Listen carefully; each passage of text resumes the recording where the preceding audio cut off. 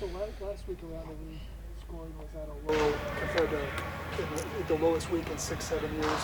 What is the trend you see when you're watching tape of what team you're trying to take away? That's interesting. I didn't know that stat. As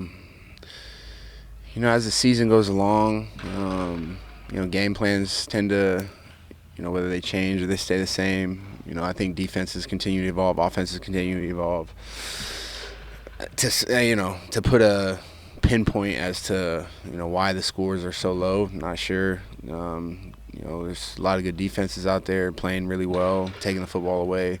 For us, just being able to game plan throughout the week and understand our assignments, understand our communication, and just playing gritty, hard-nosed football, running to the football, taking the football away, those are some of the things that we like to we like to harp on, running to the football, taking the football away, and so when those things happen, usually teams don't score many points. So we're gonna continue to do that. Hey Jordan, so much of the headline around the Bills' defense has been injuries to high-profile players, and for obvious reasons. But I mean, you hold the Giants to 9 points in that kind of a gritty football game. That you use the word evolve with new players coming in and those types of experiences in a game like that, where ultimately you get the job done like that and hold them to 9 points. How does that help in that process as you try to move forward? I mean, anytime you win, it's a lot easier to learn from the game rather than losing. Last week I thought Dorian had a heck of a game for his first start, being able to go in there and kind of get thrown in the fire, and he played extremely well. And so for us, just continuing, like you said, to evolve, understanding the players that we have now, for Mike and I and Taryn, to be able to, sometimes I got to over-communicate, emphasize, whatever it is for us to just all be on the same sheet of music, playing the same defense, understand it's not Matt Milano in there anymore, it's not Tre'Davious, although, Dorian and CB are great players, but sometimes, it's on Mike and I and Taryn and myself to over-communicate some of those adjustments, some of those calls, just to make sure that we're all on the same sheet of music. Jordan, you guys have run some pressures the last couple weeks where you drop your edge guys, you're blitzing a little bit, Terrell's blitzing a little bit. Do you see like that can be a good pressure for you guys throughout the season?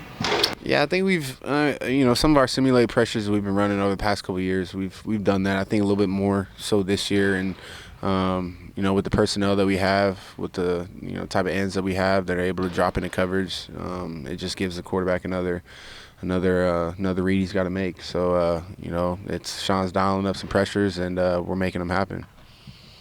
Been on the sideline with Sean at all when the offensive guys are trying to bring him over because he's in with you guys? He was talking about juggling both of those balls has been a little bit challenging at times.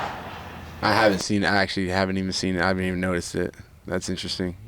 I haven't even noticed it. I'm sure he's got a lot going on game day, being a head coach, being a defensive coordinator, probably having to pop his head in the offensive, huddle every once in a while. So, he's doing a great job, as our head coach and as our defense coordinator. Say something about him that you haven't noticed it in 6 weeks? Yeah, I mean, you could argue that for sure. At the same time, I think everybody's locked in on game day. It's really hard to notice a whole lot of stuff going on the sideline. But yeah, I mean, that's just respect to him and how he's been able to handle the situation as a head coach and as a defense coordinator.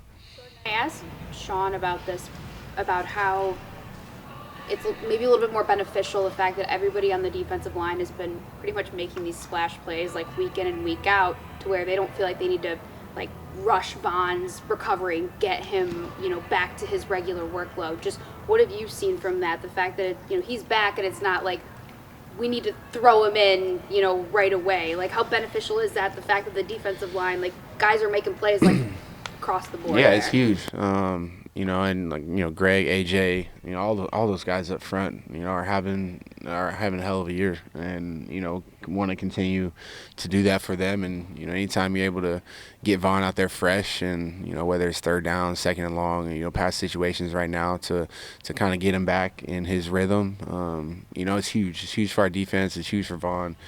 Takes a lot of pressure off of all those guys up front, and as long as those guys keep rushing, man, we're gonna make they're gonna make a ton of plays, and they're gonna help us make a ton of plays on the back end.